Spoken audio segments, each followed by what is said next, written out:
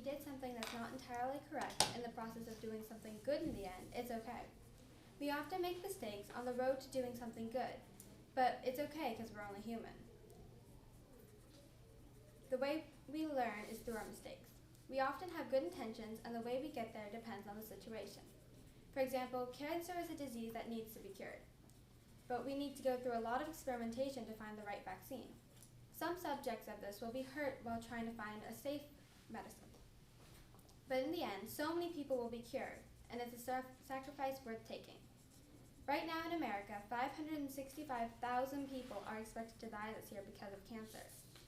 Statistics also show that cancer is the cause of every 1 out of 4 deaths. Brené Brown, an American author, said, "There's no innovation and creativity without failure." So even though a lot of experiments won't work, which would be the means, over 500,000 people will be saved, which is the end we strive for. Another example of sacrifices made to the greater good was the Industrial Revolution. It was a time of progress when it comes to science and technology, but also a time of hard work in factories that injured the workers. There were countless significant inventions like the railroads and the transatlantic cable. These inventions improved our daily lives today, and we may not be as advanced as we are today without these inventions. The book Wonder teaches us that we often do things with means that are morally questionable, but with good intentions that can lead to good outcomes. August had trouble making friends because he had a rare condition which made his face look different. This caused him to be teased in school when he joined. One day, he went on a school field trip and was teased even more, but this time by a different group of kids a year older than him. They started a fight with August, but were fought off by the group of kids who had teased him previously. After that, all the kids who teased him previously became August's friends. So that fight, not the best of means, resulted in him having friends that he never had before.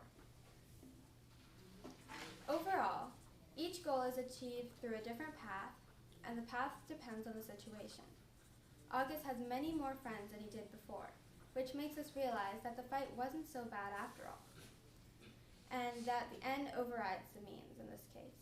We continue to improve society through advancements in medicine and technology, even though we make mistakes along the way. This proves how the end justifies our means. Thank you. I now stand ready for cross-examination. Thank you.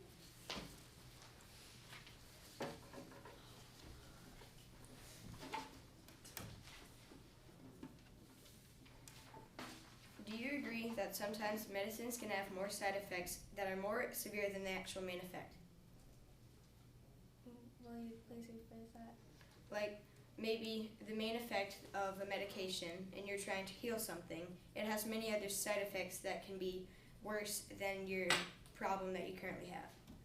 There is a reason it's called a side effect. It's not supposed to be worse than the actual illness. The idea is to cure the illness, and there might be some additional side effects, though they're not as major as the actual problem.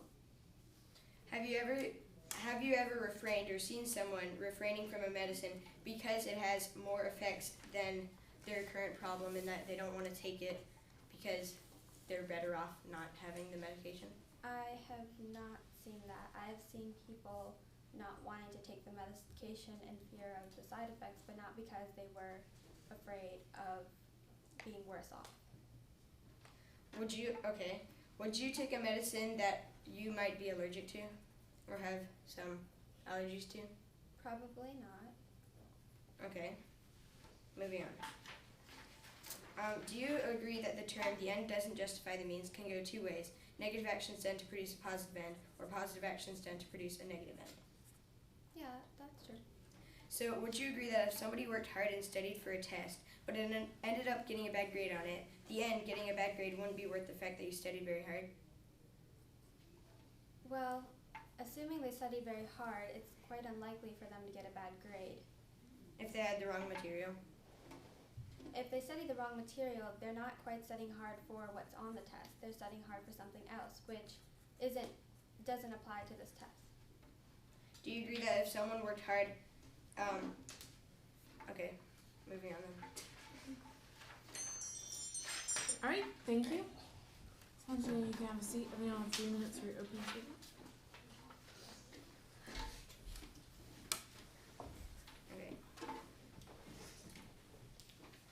My topic is that the end does not justify the means. This means that sometimes the actions done to lead up to an event aren't always worth the outcome. You shouldn't ignore the negative things done to produce a positive outcome. Sometimes the consequences can be so severe that they actually make the outcome negative rather than positive. This would mean that the negatives lessen the positive result. You can't break the law while benefiting a few people. Any action that is against the statutory laws can't be done, period, even if they're for a good cause. You can't kill a murderer. Even if you brought justice to the earth, nobody deserves to die. You now, too, are a criminal. Sometimes if you're working with the police or FBI, it is okay to do this, which is why I look at this example as more of an example of the main point, which is that you can't commit the same crime or action as the crime or actions that you're trying to get rid of. Napoleon got rid of Snowball because he was preventing Napoleon from being the leader. When Snowball left, the entire farm was happy because Napoleon told them that he was a bad guy, which he wasn't. Napoleon was breaking one of the 7 commandments when he did this, the commandment that said, "No animal shall rid or kill another animal." He shouldn't be the leader since he has committed a crime, even if it made everyone happy.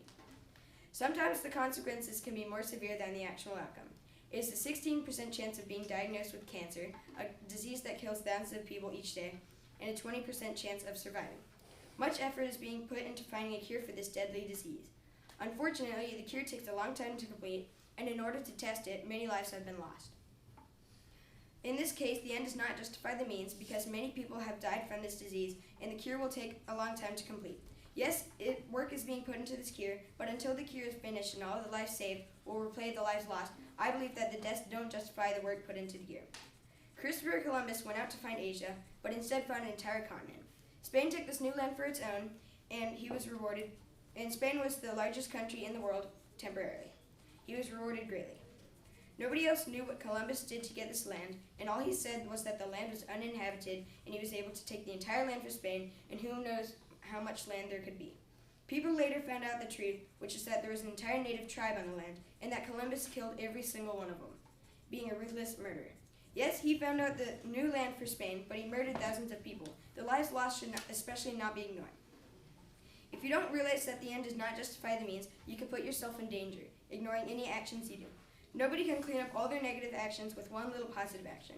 As once said by Nick Hathaway, and don't tell me that the end justifies the means, because it doesn't. We will never reach the end. All we ever get is the means. That's what we live with. It should be clear by now that the end does not justify the means. I now stand ready for cross-examination. All right, thank you.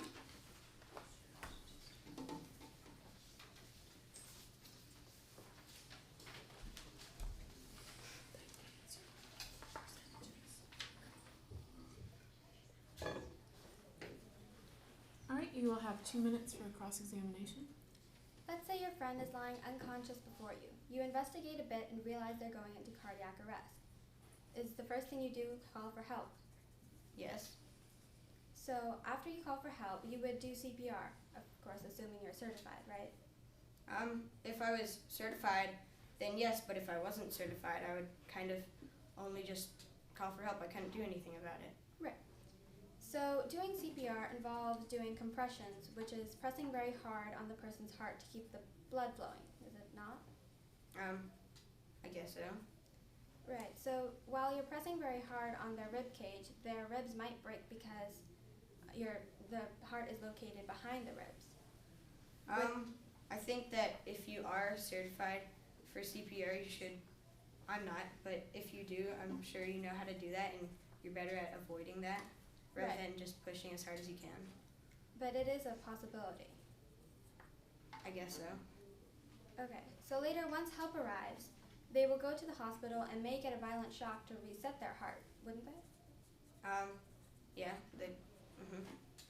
So on an ordinary day, shocking someone and breaking their ribs wouldn't be okay, but today, didn't that save your friend's life? Well, that's, if you break their ribs, then you saved their life, but they probably could have gotten help without that, and I think that the hospital would have taken care of it. Though 95% of the situations where people go into cardiac arrest, they die before they reach the hospital. So it would be helpful to know CPR and be able to do that. How could I prepare for that? I Obviously, I wouldn't know if they are going to go to cardiac arrest. If I did know that, I would immediately call help before that even happened. All right, thank you. You'll have 1 minute to prepare your closing statements.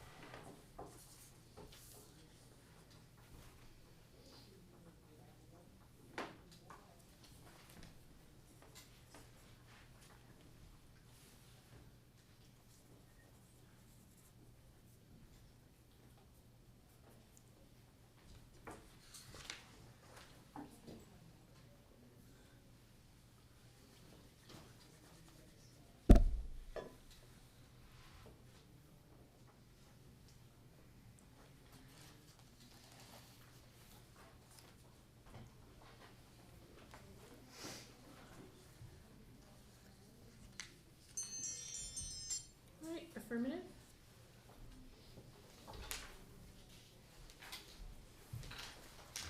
You have 1 minute for your closing statement. As you can see, our goals are what drives us. We each take a different path to reach our goal, and the path we take depends on the situation. We must give credit to ourselves when we achieve the goal, and realize that the means are determined by the situation that we may not have control over. While my opponent may have argued that many lives and hard work were lost when trying to cure cancer, so many people were saved will be saved due to the completion of the vaccine. And this greatly outweighs what has been lost. Remember, as Winston Churchill once said, victory at all costs, victory in spite of all terror, victory however long and hard the road may be, for without victory, there is no survival. Thank you. Thank you very much. Negative?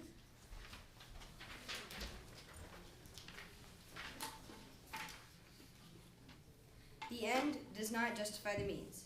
An example might be that you cured a deadly disease, but in the process of finding the right cure, you killed millions of people with the non-working medications. The fact that you cured the disease would be great, but the many lives lost won't be ignored or canceled out by your success.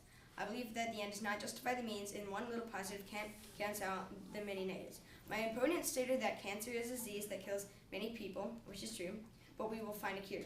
As I stated in my opening statement, the disease just kills and kills, and we have not found any cure yet. The lives lost have not been repaid than the lives saved, and I don't think they will for a long time. No end will ever justify any actions done to achieve it.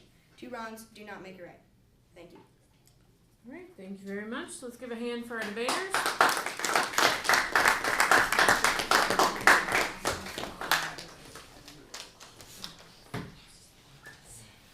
You want us to score? Yeah.